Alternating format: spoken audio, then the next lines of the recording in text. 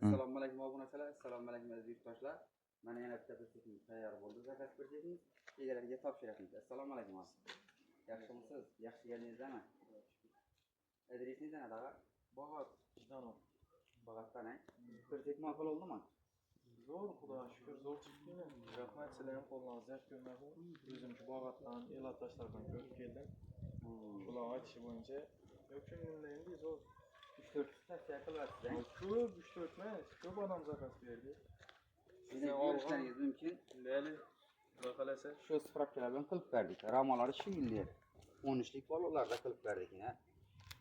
Baquvvat etib qalin listlarda, devorlari qalin list oldu. 2lik qalin list. Treyler ham baquvvat. Dillarga chiqadigan nelar bor. Ko'rishlaringiz mumkin. O'zlarining parkoplari bor ekan.